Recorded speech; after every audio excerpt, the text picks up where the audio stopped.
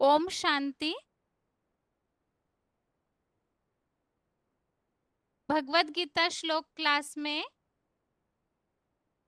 आज का श्लोक है 14वें अध्याय का 5वां अध्याय 14 का श्लोक नंबर 5।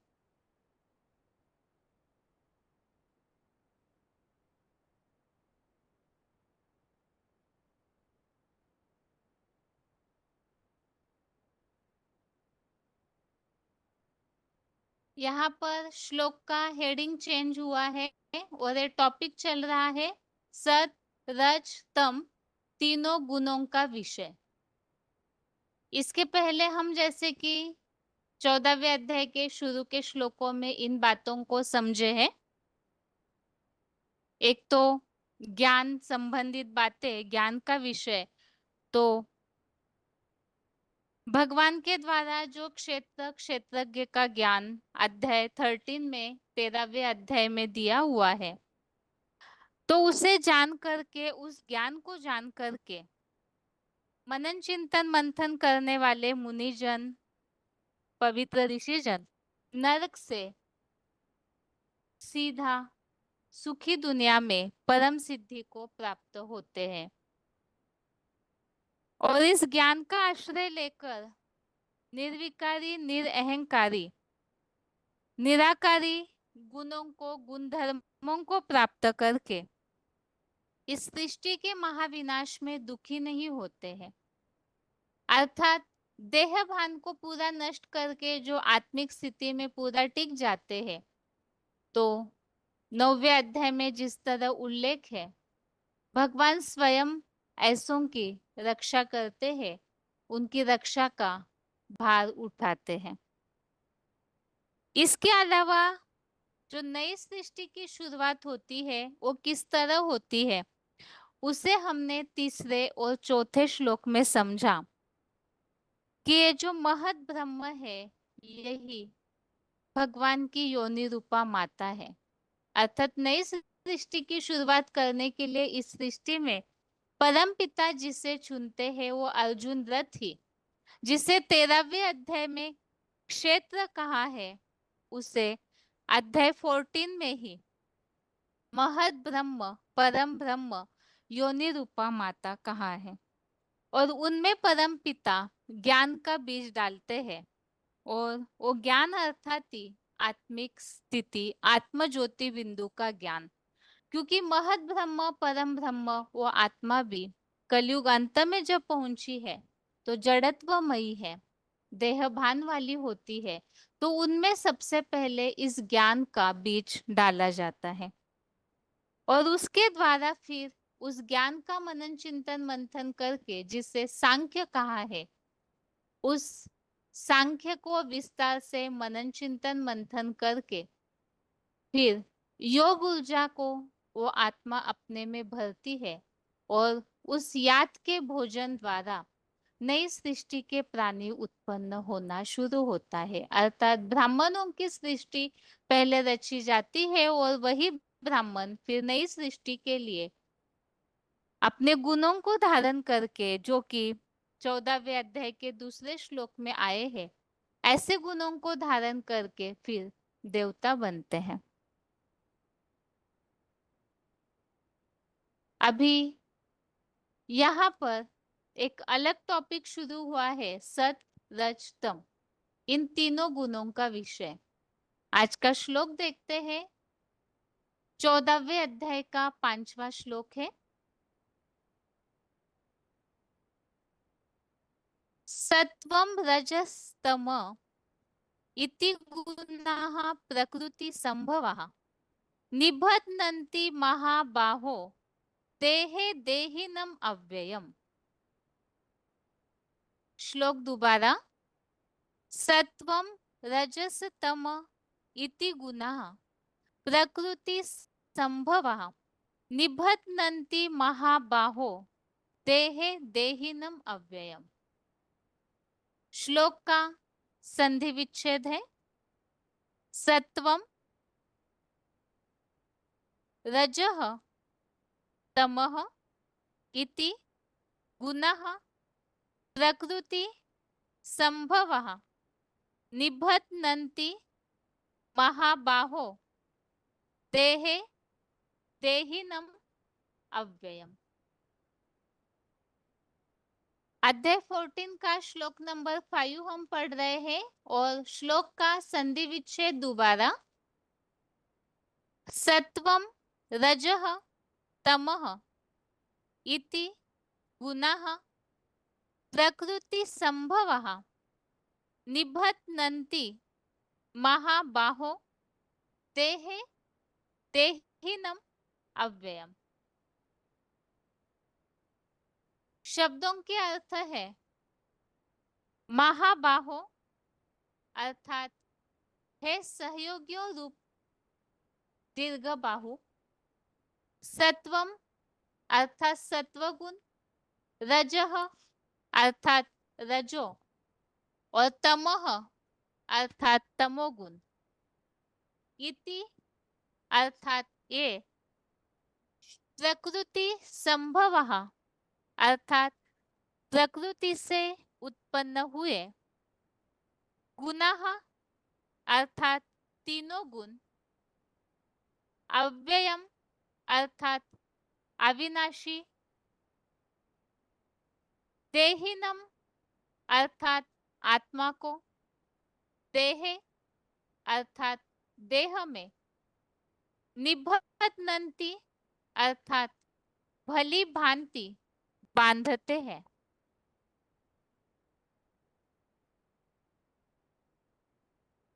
चौदहवें अध्याय का 5वां श्लोक शब्दों के अर्थ दोबारा। महाबाहो अर्थात हे दीर्घ बाहु, सत्वम अर्थात सत्वगुण, रजः अर्थात रजो, तमः अर्थात तमोगुण, इति अर्थात ये प्रकृति संभवः अर्थात प्रकृति से उत्पन्न हुए, गुणाः अर्थात तीनों गुण, अव्ययम अर्थात अविनाशी, देहिनम अर्थात आत्मा को, देहे अर्थात देह में, निबध्नन्ति अर्थात भली भांति बांधते हैं। श्लोक का अर्थ है हे दीर्घ बाहु, सत्वगुण, रजो और तमोगुण, ये प्रकृति से उत्पन्न हुए तीनों गुण अविनाशी आत्मा को देह में भली भांति बांधते हैं।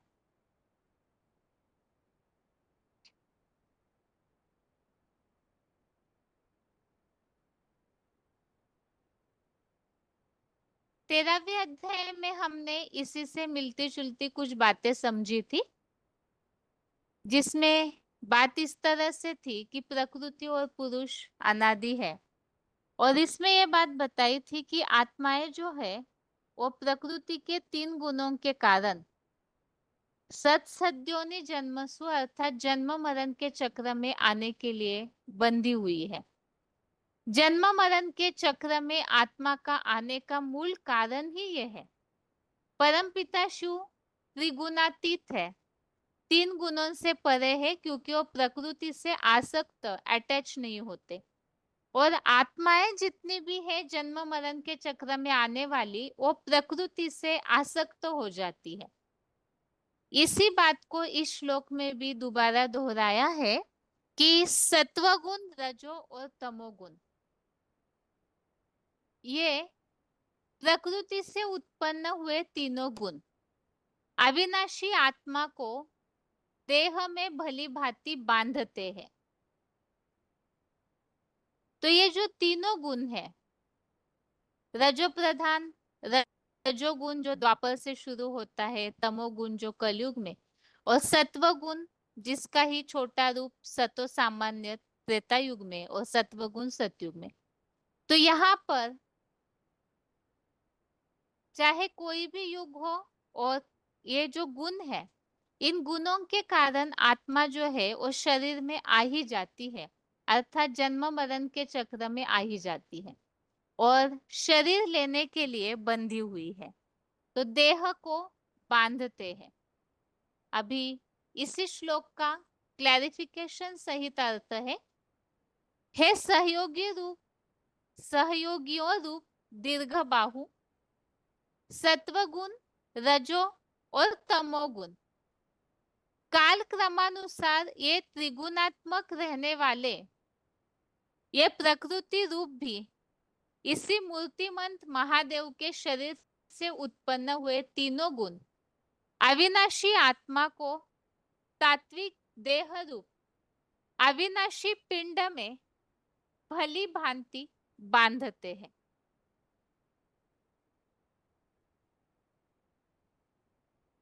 13वें अध्याय का 5वां श्लोक, अध्याय 13 का श्लोक नंबर 5, इसमें 23 तत्वों का उल्लेख आया हुआ है और जिसमें ये बात आई हुई है कि परम पिता शिव जिस तन में प्रवेश करते हैं वो अर्जुन रथ वो 23 तत्वों से और इसके साथ इच्छा, द्वेष, चेतना, धारणा शक्ति ऐसे विकार सहित क्षेत्र कहा गया है। तो उसमें तात्विक देह जो इस श्लोक के भावार्थ में शब्द आया है, तत्व अर्थात 23 तत्व, वैसे तो मुख्यतः 5 तत्व मुख्य है जिससे शरीर बनता है, बाकी उससे ही जुड़ी हुई जो बातें हमने देखी थी, प्रकृति के 5 तत्व और उन 5 तत्वों का सम्मिलित रूप मानवीय शरीर। मानवीय शरीर जब बन जाता है तो जिस तरह से उसका ढांचा बनता है तो वो 5 कर्मेंद्रिया, 5 ज्ञानेंद्रिया, ज्ञानेंद्रियों के 5 विषय भोग, रूप, रस, गंध, स्पर्श आदि, और इसके अलावा मन, बुद्धि और अहंकार, इस तरह से 23 तत्व। तो अविनाशी आत्मा को तात्विक देह रूप अविनाशी पिंड में भली भांति बांधते हैं। यहाँ 2 प्रकार से श्लोक में अर्थ है। एक तो सिंपल अर्थ जो हमने पढ़ा, और सर्वसामान्य जितनी भी आत्माएं हैं, तो चाहे कोई भी युग हो, लेकिन चाहे सतोगुण हो, रजो या तमो, लेकिन शरीर में आत्मा को आना पड़ता है। तो आत्मा जो है शरीर में आते ही कुछ ना कुछ सुख भोगती है, चाहे सात्विक अवस्था में भी क्यों ना हो। जैसे देवताएं हैं, देवताएं आंखों से तो सुख भोगते ही है, भले ही द्वापर कलयुग की तरह विकारी नहीं बनते हैं, लेकिन जो सात्विक स्टेज है आत्मा की, उसी अनुसार सात्विक सुख भोगते हैं। तो ये जो सुख भोगने की जो प्रक्रिया है आत्मा की शरीर के द्वारा, इसके कारण आत्मा शरीर से बंध जाती है, शरीर में आने के लिए बंधी हुई है। तो सतयुग त्रेता युग में भी तो एक के बाद एक जन्म होते ही है। आत्मा जैसे ही प्रकृति के कनेक्शन में आती है, अर्थात शरीर धारण करती है, तो वैसे ही आत्मा जन्म मरण के चक्र में आना शुरू हो जाए। इसी बात को यहाँ बताया है सर्वसामान्य आत्माओं के लिए कि तीनों गुण अविनाशी आत्मा को देह में बांधते हैं, अर्थात आत्मा जन्म मरण के चक्र में आने के लिए बंध जाती है। इसी बात को और एक भाव से बताया है कि प्रकृति रूप इसी मूर्तिमंत महादेव के शरीर से, अध्याय 13 में जो हमने 19वां श्लोक समझा, श्लोक नंबर 19, जिसमें प्रकृति जो है वो अर्जुन का जो शरीर है उसे कहा है अपरा प्रकृति। तो उस आधार से ये सत्वगुण, रजो और तमोगुण काल क्रमानुसार ये त्रिगुणात्मक रहने वाले ये प्रकृति रूप भी इसी मूर्तिमंत महादेव के शरीर से उत्पन्न हुए तीनों गुण, अर्थात तो प्रकृति का सबसे अव्वल नंबर पुतला है, और क्योंकि एक तरफ से वो परम ब्रह्म रूपी माता भी कही गई है, तो इस आधार से अर्जुन रथ जो अपरा प्रकृति है उससे उत्पन्न हुए ये तीनों गुण अविनाशी आत्मा को देह रूप अविनाशी पिंड में भली भांति बांधते हैं। अभी इसी श्लोक संबंधित क्लैरिफिक रेफरेंस श्लोक हम समझते हैं। सबसे पहले है तीन गुण प्रकृति से पैदा होते हैं। इसके लिए तीसरे अध्याय का 5वां अध्याय 3 का श्लोक नंबर 5 है। इसमें बताया है नहीं कश्चित क्षणमपि जातु तिष्ठति अकर्मकृत कार्यते ह्यवशः कर्म सर्व प्रकृति जय गुणे। इसमें बताया है कोई व्यक्ति क्षण भर भी मल मूत्र त्याग आदि अनिवार्य कर्म किए बिना नहीं रह पाता। क्यों? क्योंकि प्रकृति कृत अर्थात प्रकृति से निर्माण हुए सर्वकालीन सत रज तम में से कोई भी प्रधान गुणों सहित इंद्रियों से बरबस सब प्रकार के कर्म करने पड़ते हैं। तो इसमें इस बात को स्पष्ट किया हुआ है कि प्रकृति के कारण ही मनुष्य आत्मा ये तीन गुणों के कारण कर्म करने के लिए बंधी हुई। तो प्रकृति से निर्माण हुए तीन गुण। आगे तीसरे अध्याय का 27 अध्याय 3 का श्लोक नंबर 27 है प्रकृति क्रियमानानि गुणे कर्माणि सर्वशः। तो इसमें बताया सब कार्य सब प्रकार से प्रकृति के गुणों द्वारा ही किए जा रहे हैं। तो प्रकृति के गुण प्रकृति से ये तीन गुण निर्माण होते हैं, ये बात यहाँ पर 13वें अध्याय का 19 अध्याय 13 का 19 नंबर श्लोक प्रकृतिम पुरुषम चैव विद्धि अनादि उभो अपि विकारांश गुणांश चैव विद्धि प्रकृति संभवान। इसमें प्रकृति को और आत्मा को दोनों को अनादि जानो और विकारों और तीन गुणों को प्रकृति से उत्पन्न हुआ जानो। तो इसमें बताया है तीन गुण प्रकृति से उत्पन्न हुए हैं और इसमें जो स्पष्टीकरण सहित अर्थ है इसमें बताया है तीन गुणों को भी दैहिक महाभूतादि 23 तत्वों वाली लिंग रूपा अनादि अविनाशी प्रकृति से उत्पन्न हुआ जानो। जो हमने यहाँ समझा आज के श्लोक में भी इसी तरह से उल्लेख है। 13वें अध्याय का 21 अध्याय 13 का श्लोक नंबर 21 पुरुषः प्रकृति स्तोयी भुंक्ते प्रकृति जान गुणान कारणम गुण संगोस्य सद सद्योनि जन्मसु। इसमें बताया है जो आज के श्लोक में उल्लेख है कि ये तीन गुण जो है आत्मा को भली भांति बांध देते हैं देह में। इसी तरह की बात यहाँ आई है कि प्रकृति में स्थित प्रकृति से पैदा हुए तीन गुणों को आत्मा भोगती है और इन गुणों में आसक्ति या लगाव इस आत्मा के सत असत योनि में जन्म का एकमात्र कारण है। आगे है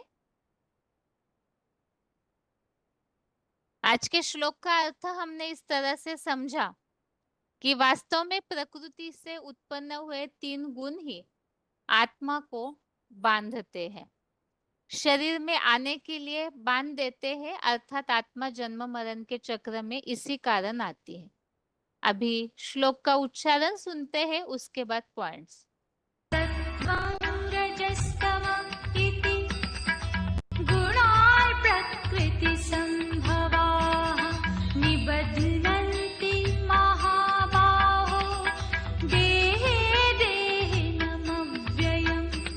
हे सहयोगियों रूप दीर्घ बाहु सत्वगुण रजो और तमोगुण काल क्रमानुसार ये त्रिगुणात्मक रहने वाले ये प्रकृति रूप भी इसी मूर्तिमंत महादेव के शरीर से उत्पन्न हुए तीनों गुण अविनाशी आत्मा को तात्विक देहरूप अविनाशी पिंड में भली भांति बांधते हैं।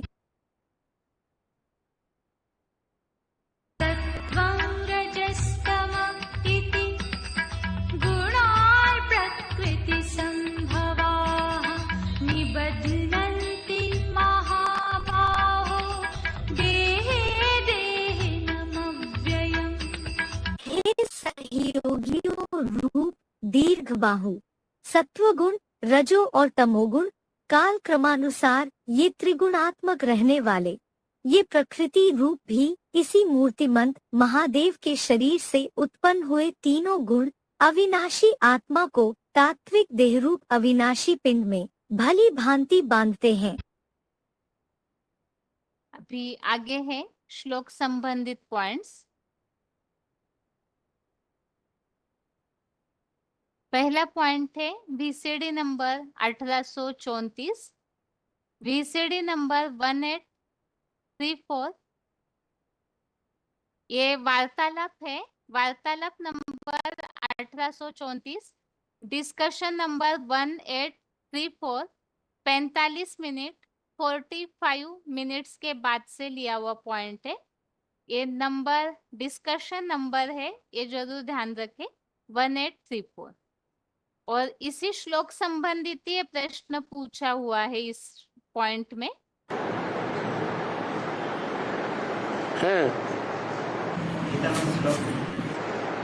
हाँ जी। दीर्घबाहु अर्जुन, सत्वगुण, रजोगुण और तमोगुण ये क्रमशः प्रकृति स्वभाव से उत्पन्न हुए तीनों गुण अविनाशी आत्मा को शरीर में बांधते हैं। हाँ जी, माने देह भान में लाते हैं। सत्वगुण भी देह भान में लाता है। शिव जो है तीनों गुणों से त्रिगुणातीत है, और हम आत्मा त्रिगुणातीत होने का पुरुषार्थ करते हैं, आत्मिक स्थिति में रह करके, बाप को याद करके। उस बाप को जितना बुद्धि से संग करेंगे इतना हम भी त्रिगुणातीत बनते हैं। लेकिन है नहीं हम अभी त्रिगुणातीत। अभी हम प्रकृति के तीन गुणों से अच्छी तरह बांध के जा चुके हैं कलयुग के अंत में। हाँ, तो पूछना क्या है?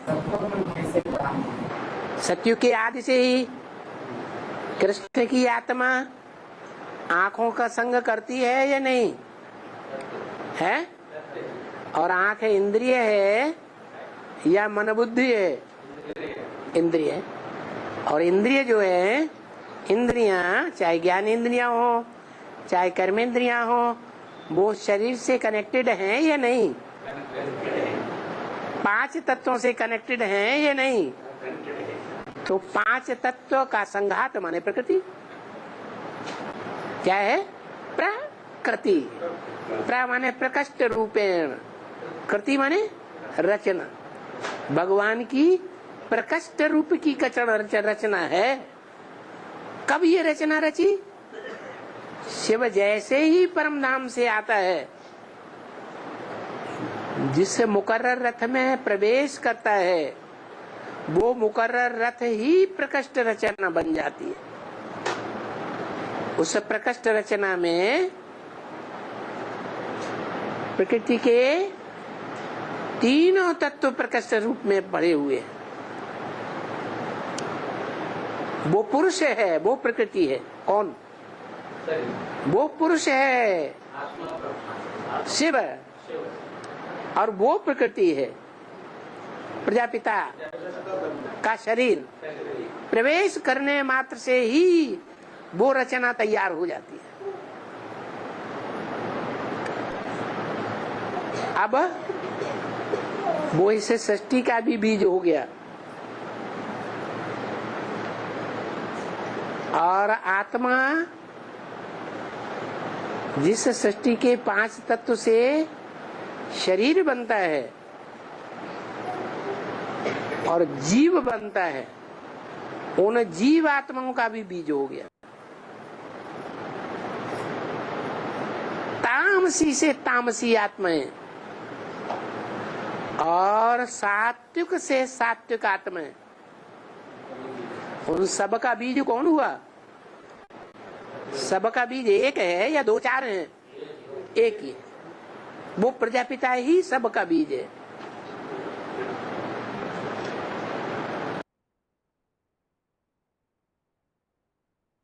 आगे अगला पॉइंट है VCD नंबर 2220, VCD नंबर 2220, 1 घंटा 1 मिनट 1 आवर 1 मिनट के बाद से लिया हुआ पॉइंट है।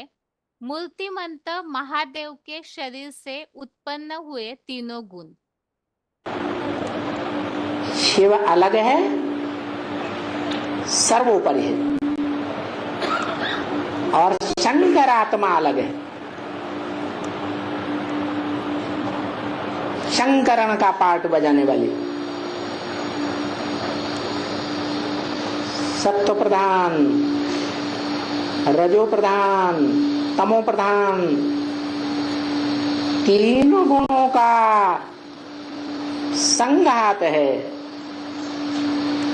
शिव सिर्फ सत्व गुण का संघात, उसमें राजसीपन और तामसीपन कभी आता ही नहीं। वो जिसमें प्रवेश करता है उसमें इन तीनों गुणों का समावेश होता है।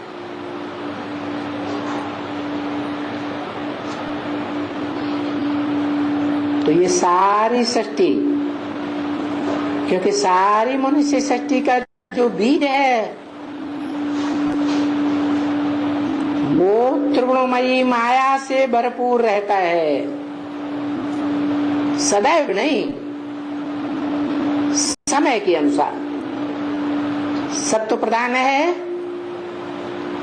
तो सात्विक गुण प्रधान है, रजो प्रधान द्वापर युगी द्वैतवादी सृष्टि है तो रजस प्रधान है, और तमो प्रधान सृष्टि है तो वो बीज मनुष्य सृष्टि का सबसे जास्ती तमो प्रधान बन जाता है। इसलिए बोला कि स्वर्ग की दुनिया मेरी है तो नरक की दुनिया मेरी नहीं है क्या? माना सुखदायी दुनिया का भी बीज एक है और दुखदायी दुनिया का भी बीज एक ही है, और वो मनुष्य सृष्टि का बीज है।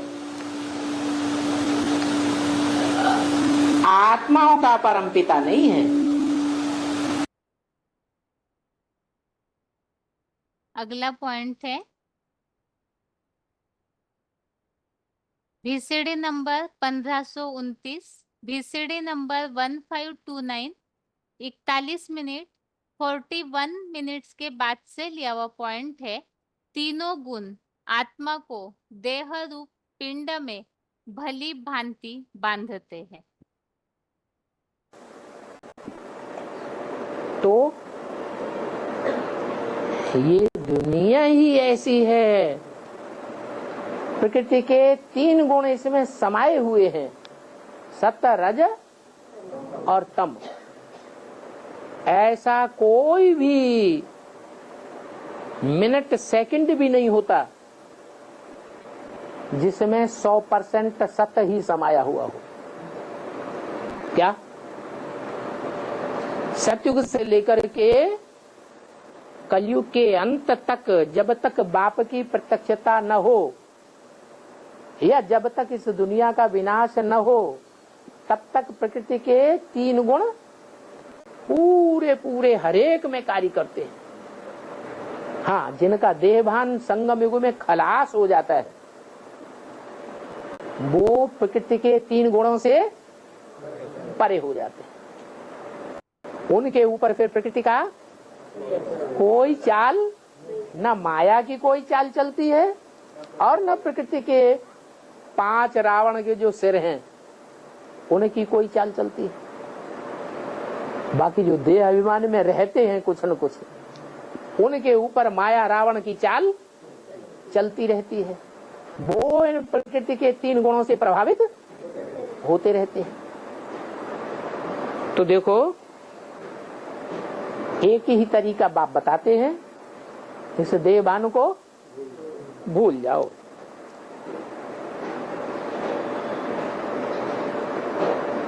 सतयुग आदि से ही आत्मा इस सृष्टि पर आती है और देवान में गिरना शुरू हो जाती है, प्रकृति के चंबे में आ जाते हैं।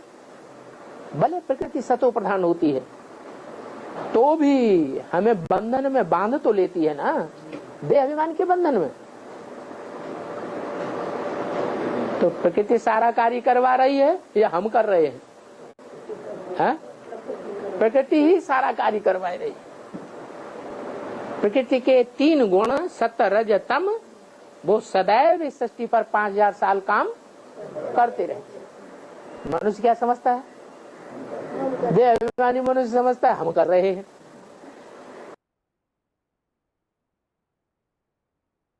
इस तरह से श्लोक संबंधित पॉइंट्स हमने समझे, जिसमें ये बात बताई हुई है कि प्रकृति के जो 3 गुण है, सतो रजो तमो, इन 3 गुणों के कारण ही अविनाशी आत्मा देह में बंध जाती है। अब इसी में ही जैसे प्रश्न पूछा था वार्तालाप में कि सतयुग में कैसे, तो सतयुग में भी जैसे बताया राधा कृष्ण जैसी आत्माएं भी या उनकी जनरेशन आंखों का सुख तो भोगते ही है, अर्थात सात्विक रूप में देह का जो भान है वो रहता ही है।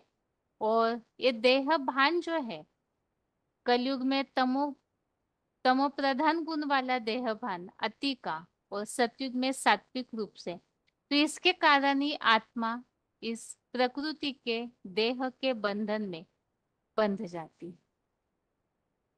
अभी आगे रिवीजन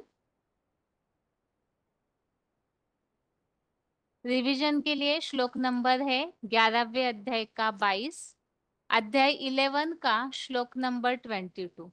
और श्लोकों में हम विराट रूप का वर्णन अलग अलग तरीके से समझ रहे हैं, जिसमें हमने इन बातों को समझा है कि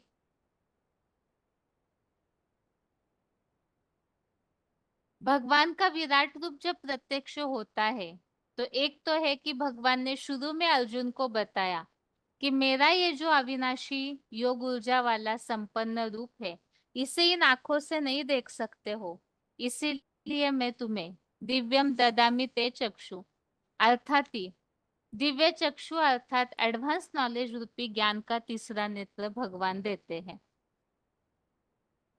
जैसे कि बेसिक स्तर पे मैं आत्मा बिंदु और परमात्मा ज्योति बिंदु, मात्र इतने ज्ञान से भगवान की यथार्थ पहचान नहीं हो सकती।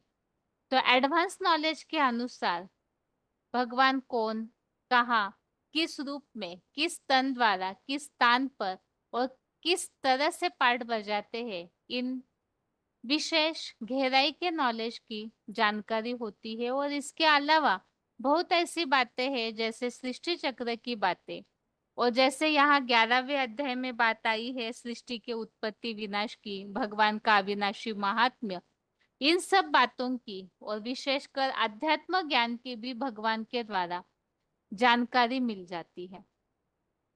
अब सबसे पहले तो अर्जुन जो धृतराष्ट्र को युद्ध भूमि का वर्णन बता रहे थे, तो कुछ श्लोकों में संजय ने जो वर्णन किया हुआ है वो भी यहाँ बताया कि विराट रूप आखिर कैसे है। तो उसमें ही ये उल्लेख आया हुआ है कि भगवान का वो जो विराट रूप है वो हजारों सूर्यों से भी तेजोमय है।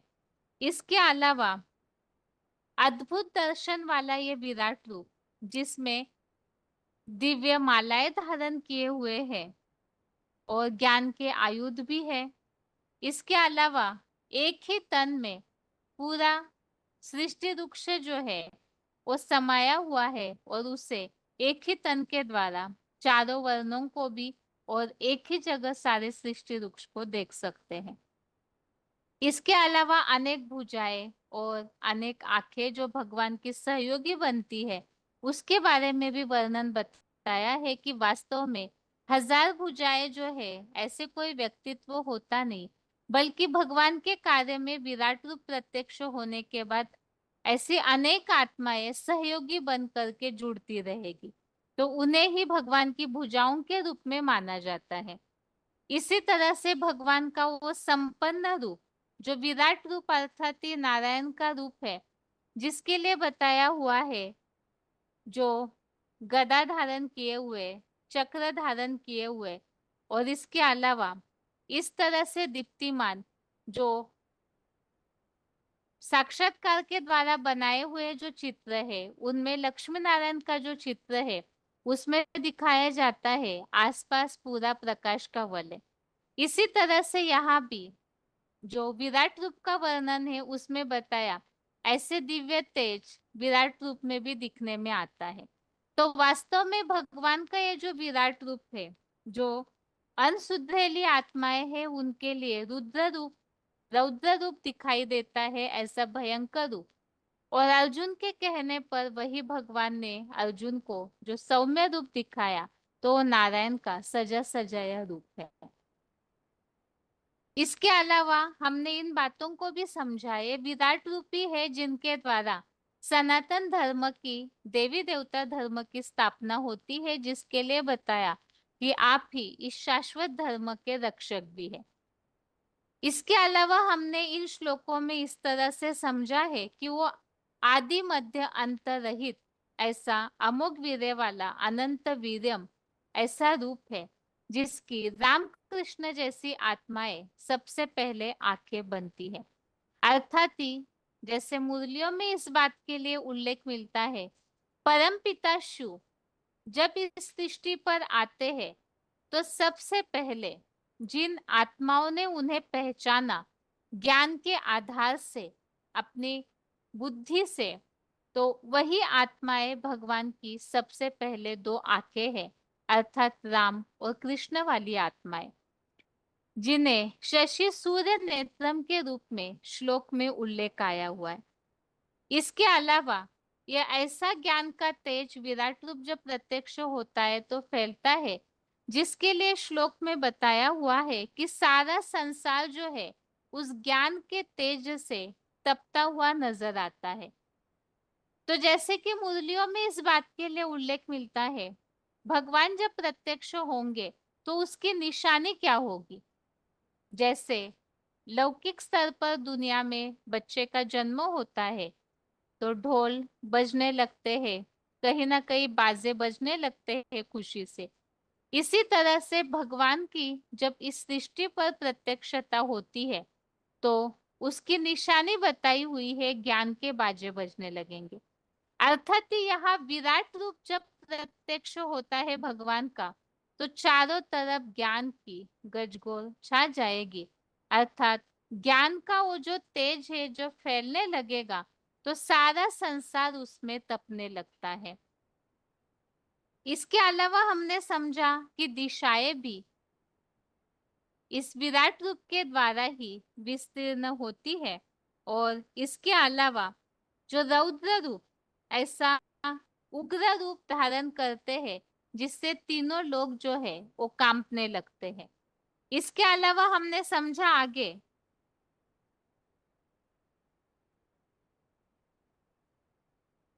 विराट रूप में बताया हुआ है कि ब्राह्मणों का जो समूह है वही देवता बनकर के विराट रूप में समा जाता है। इसके अलावा भक्त जो है भगवान के आगे हाथ जोड़कर नमन करते हैं, और जो पवित्र ऋषि है और मनन चिंतन मंथन करने वाले मुनि है, तो ऐसी आत्माएं जो है वो कल्याण हो ऐसे कहकर स्तुति करने लगती है।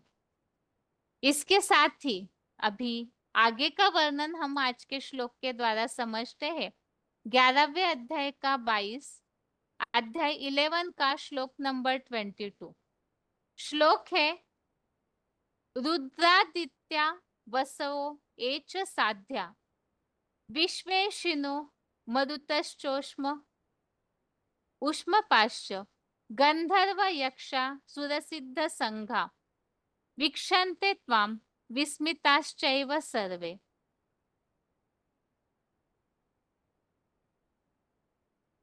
श्लोक दोबारा, रुद्रादित्या वसवो एच साध्या विश्वेशिनो मरुतश्चोष्म पाश्च गंधर्व यक्षा सुरसिद्ध संघा वीक्षन्ते त्वां विस्मिताश्चैव सर्वे।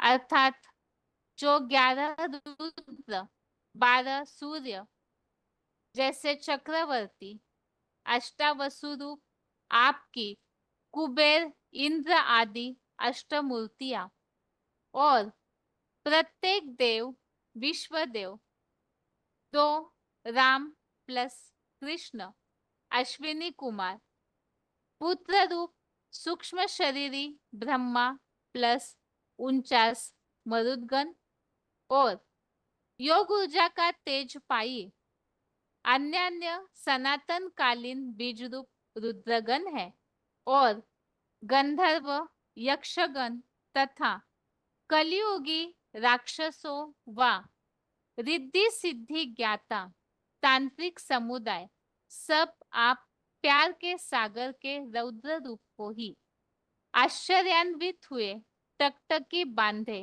देख रहे हैं। इसी तरह का और एक श्लोक हमने इसके पहले ही पढ़ा है, अध्याय 11 का ही श्लोक नंबर 6, 11वें अध्याय का ही 6वें श्लोक में भी विराट रूप में मुख्यतः कौन कौन जुड़े हुए हैं उसे बताया है।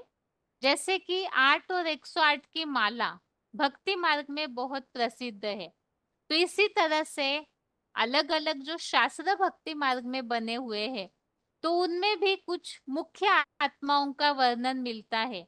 और गीता तो सर्वशास्त्र शिरोमणि है। भगवान जब इस सृष्टि पर आते हैं, तो जिन आत्माओं ने गीता ज्ञान और ईश्वरीय याद राज्यों की पढ़ाई के द्वारा उच्च पद प्राप्त किया है, तो वो भगवान को पहचान करके जो अपनी ऊंची स्थिति बनाते हैं, उन आत्माओं को यहाँ विराट रूप में सबसे मुख्य आत्माओं के रूप में वर्णित किया हुआ है। तो 11 रुद्रगण, 12 सूर्य जैसे चक्रवर्ती, चक्रवर्ती अर्थात सेवा के चक्कर लगाने वाली ऐसी सूर्यवंशी 12 आत्माएं, अष्टावसु अर्थात 8 वसु, वसु अर्थात ज्ञान धन संपत्ति वाले ऐसी 8 आत्माएं, जो अष्टमूर्तियां, अष्टदेव, जो भगवान की मुख्य विशेष सहयोगी आत्माएं मानी जाती है। तो ये कुबेर, इंद्र आदि अष्टमूर्तियां, प्रत्येक देव विश्वदेव, राम और कृष्ण 2 अश्विनी कुमार, और 49 मरुदगण अर्थात पुत्र रूप सूक्ष्म शरीरी ब्रह्मा, तो ऐसे सूक्ष्म शरीरधारी 49 मरुदगण। इसके लिए हमने 10वें अध्याय में भी 49 मरुदगण का जो उल्लेख समझा था। मारुत, मरुत अर्थात हवा और हवा के पुत्र, तो ये सूक्ष्म शरीरधारी आत्माओं को ये हवा कहा जाता है। तो ऐसी आत्माएं जो 49 मरुदगण बताए हुए हैं। तो 10वें अध्याय में तो हमने इस तरह से समझा था कि 108 की माला है, उसमें 8 अष्टदेव, उन्हें निकाल दिया। 2 रामकृष्ण वाली आत्माएं, उन्हें भी निकाल दिया, तो 98 बचे। तो राइटिस्ट और लेफ्टिस्ट, इस आधार से राम के फॉलोवर, कृष्ण के फॉलोवर ऐसे अलग अलग मिलकर 49 2 ग्रुप। तो उसमें से ब्रह्मा के जो फॉलोवर ऐसे 49 सूक्ष्म शरीरधारी मरुदगण, और योग ऊर्जा का तेज पाई अन्य अन्य सनातन कालीन बीज रूप रुद्रगण है। गंधर्व, यक्षगण तथा कलयुगी राक्षसों व रिद्धि सिद्धि ज्ञाता तांत्रिक समुदाय सब आप प्यार के सागर के रौद्र रूप को ही आश्चर्यान्वित हुए टकटकी बांधे देख रहे हैं। तो यहाँ गंधर्व और यक्ष, इनके बारे में भी बताया है। मतलब शास्त्रों में जो अलग अलग बातें बताई जाती है, अब यहाँ ज्ञान के आधार से वो आत्माएं कौन है, उसे हम आगे पॉइंट के द्वारा ही समझते हैं कि कौन ऐसी आत्माएं हैं जो सबसे पहले विराट रूप में समा जाती है। आगे पहले हम रेफरेंस श्लोक देखते हैं जो इस श्लोक से संबंधित ही उल्लेख आए हुए हैं। पहले तो इस 22वें श्लोक संबंधित ही मिलता जुलता श्लोक है 11वें अध्याय का 6वां, अध्याय 11 का ही श्लोक नंबर 6, इसमें 12 सूर्य रूप चक्रवर्ती, 8 वसुदेव, 11 रुद्र, 2 जुड़वा अश्विनी कुमार, 49 मरुतों को देख, ऐसे बताया है। और 10वें अध्याय का 21, अध्याय 10 का श्लोक नंबर 21, इसमें 49 मरुतों में 7 विधर्मियों के 7 × 7, 7 गुना 7, 49 मरुतों में इस तरह से 49 मरुत गणों का उल्लेख है और यह विभूतियों के रूप में इन्हें बताया है। और 11वें अध्याय में हम समझ ही रहे हैं कि जो आत्माएं भगवान की सहयोगी बनती है तो वही आत्माएं विराट रूप में दिखाई जाती है। तो सहयोगी अर्थात भगवान से योग ऊर्जा को धारण करके जो विभूतियां बन गई, विशेष रूप से जन्म लेने वाली आत्माएं, तो विभूतियां ही भगवान की सबसे पहली सहयोगी आत्माएं हैं और उन्हें ही फिर विराट रूप में इस तरह से दिखाया है। जो विराट रूप का चित्र आसमान को छूने वाला और वैरायटी भुजाएं दिखाई गई है पूरे शरीर में, एक तरफ ऊपर मस्तक की ओर देवताएं, फिर क्षत्रिय, वैश्य, शूद्र पांव में दिखाए जाते हैं। इसके अलावा ऋषिगण भी समाये हुए हैं, सन्यासी समाये हुए हैं, मुनि, भयंकर, ऐसे ऐसे कुछ आग निकलते हुआ जो वर्णन शास्त्रों में दिखाया है कि मुखों से आग निकल रही है। तो ऐसा जो विराट रूप का वर्णन शास्त्रों में चित्र बनाया हुआ है, तो ये वास्तव में यही ऐसे वैरायटी आत्माएं जो सहयोगी बनती है उससे ही बताया गया है। 10वें अध्याय का 23वां अध्याय 10 का श्लोक नंबर 23, इसमें बताया है 8 वसु और इसके अलावा यक्ष, राक्षसों में धन कुबेर। तो जैसे हम समझे हैं यक्ष, गंधर्व, ये सब भी विराट रूप में दिखने में आते हैं। अभी इस श्लोक संबंधित पॉइंट समझते हैं। श्लोक में बताया हुआ है रौद्र रूप का वंडरफुल पार्ट। तो इसमें जो अनेक अनेक आत्माएं समाई हुई है, तो आगे चल कर के भगवान का ये जो विराट रूप प्रत्यक्ष होगा तो जो भी देखने वाले हैं उन्हें आश्चर्य होगा कि इतनी सारी आत्माएं भागे भागे उस भगवान के पार्ट को पहचान कर क्यों चली जा रही है। सब नंबरवार आत्माएं उस विराट रूप में समा जाती है। समाना अर्थात मिक्स होना, सहयोगी बनना, मन मना भव होना, संकल्प में एकाकार होना। तो सब इस तरह से भगवान के उस विराट रूप की ओर जब खींचे चले जाएंगे, उनका जो योग बल है उस योग बल से आकर्षित होकर के जो जाते हैं, जिसे ये भी दिखाया जाता है कल्प वृक्ष में शंकर को सब आत्माओं को खींचते हुए दिखाया हुआ है। तो यही विराट रूप जो है, एक तरफ से रौद्र रूप भी दिखाया है, एक तरफ सौम्य रूप भी दिखाया जाता है। तो इस वंडरफुल पार्ट को पॉइंट्स के द्वारा भी समझते हैं कि रौद्र रूप में आखिर एक कौन विशेष आत्माएं हैं जो ज्ञान के द्वारा बेहद रीति से समा जाती है, उसे इस श्लोक के पॉइंट्स के द्वारा समझते हैं। सबसे पहले श्लोक का उच्चारण।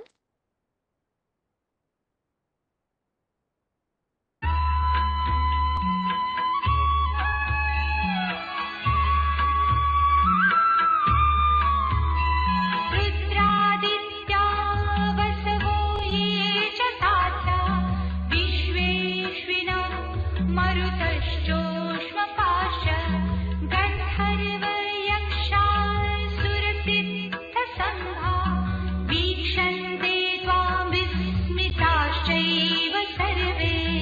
ये रुद्रादित्या वसवा, जो 11 रुद्र, 12 सूर्य, अष्टावसु च साध्या विश्वे अश्विनो मरुता, और प्रत्येक देव विश्वदेव, 2 अश्विनी कुमार, 49 मरुदगण, च ऊष्मपाह, और योगूर्जा का तेज पाई है, च गंधर्व यक्षा सुरसिद्ध संघा, और गंधर्व यक्षगण राक्षसों व रिद्धि सिद्धि समुदाय, सर्वे त्वाम एव विस्मिताः वीक्षन्ते, सब आपके ही आश्चर्यान्वित हुए देख रहे हैं। ये रुद्रादित्या वसवा च साध्या विश्वे अश्विनो मरुता च ऊष्मपा च गंधर्व यक्षा सुरसिद्ध संघा सर्वे त्वाम एव विस्मिता वीक्षन्ते। भावार्थ, जो 11 रुद्र 12 सूर्य जैसे चक्रवर्ती अष्टावसु रूप आपकी कुबेर इंद्रादि अष्टमूर्तियां और प्रत्येक देव विश्वदेव 2 राम प्लस कृष्ण अश्विनी कुमार पुत्र रूप सूक्ष्म शरीरी ब्रह्मा प्लस 49 मरुदगण और योगूर्जा का तेजपाई अन्यान्य सनातन कालीन बीजरूप रुद्रगण है और गंधर्व यक्षगण तथा कलियुगी राक्षसों व रिद्धि सिद्धि ज्ञाता तांत्रिक समुदाय सब आप प्यार के सागर के रौद्र रूप को ही आश्चर्यान्वित हुए टकटकी बांधे देख रहे हैं। यक्ष मने पावरफुल।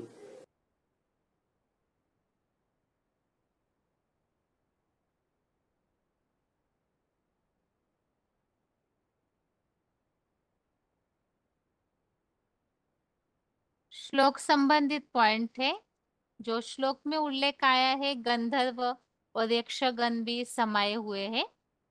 वार्तालाप नंबर 1655, डिस्कशन नंबर 1655। यक्ष मने पावरफुल और गंधर्व मने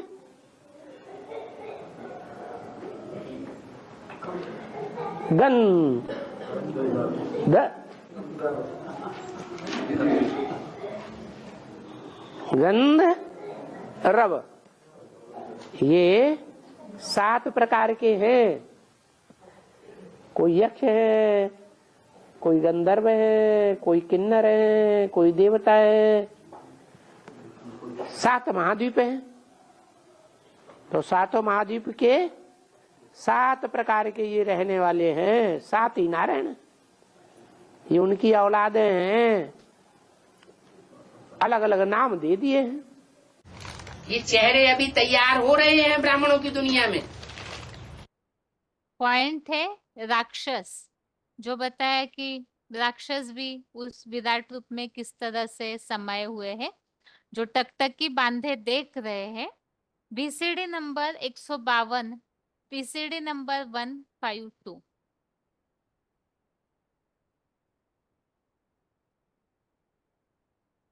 ब्राह्मणों की दुनिया में कोई रावण कुंभकर्ण जैसे चेहरे संसार में लेकर के जाएंगे।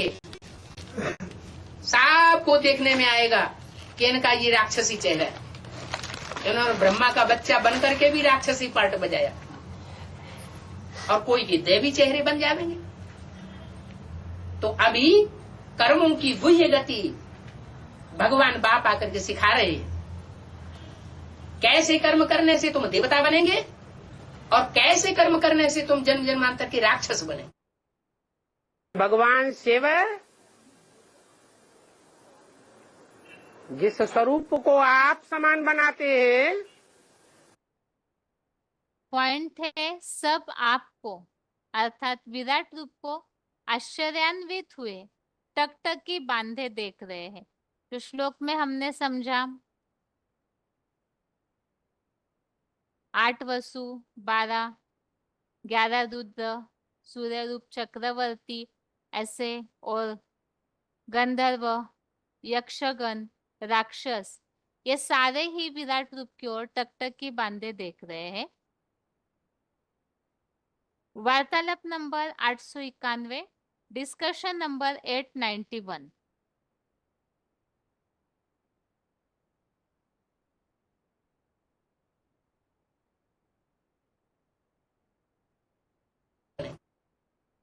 भगवान शिव जिस स्वरूप को आप समान बनाते हैं, उसके द्वारा ऐसा वंडरफुल पार्ट बजाते हैं जो अपने बच्चों से भी कह दिया तुम बच्चे भी समझ नहीं सकते।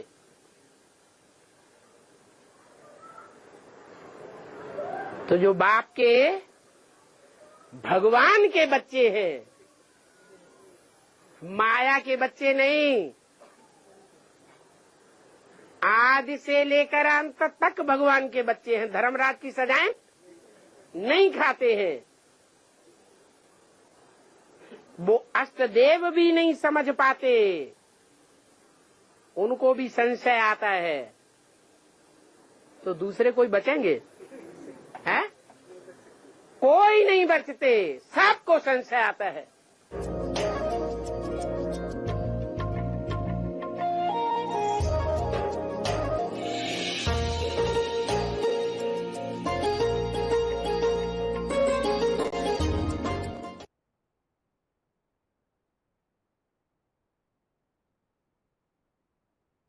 अभी आज के श्लोक को एक बार रिवाइज करके आज का क्लास पूरा करते हैं। 14वें अध्याय का 5वां श्लोक, अध्याय 14 का श्लोक नंबर 5। इसमें 3 गुणों के विषय संबंधित टॉपिक शुरू हुआ है। सत रज तम, तीनों गुणों का विषय। श्लोक है सत्वं रजस्तम इति गुणाः प्रकृति संभवाः निबध्नन्ति महाबाहो देहे देहिनम अव्ययम्। श्लोक दोबारा, सत्वं रजस्तम इति गुणाः प्रकृति संभवाः निबध्नन्ति महाबाहो देहे देहिनम अव्ययम्।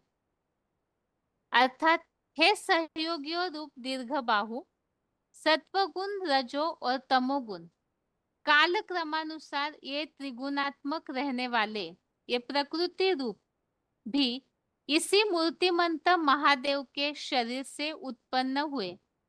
तीनों गुण अविनाशी आत्मा को तात्विक देह रूप अविनाशी पिंड में भली भांति बांधते हैं। तो हमने इस श्लोक में ये बात समझी, एक तो सर्वसामान्य आत्माओं के हिसाब से भी ये जो तीनों गुण है आत्मा को देह में आने के लिए मजबूर करते हैं, देह में बांध देते हैं। और इसी तरह से जो प्रकृति रूप इसी मूर्तिमंत महादेव के शरीर से उत्पन्न हुए गुण आत्मा को देह में बांधते हैं।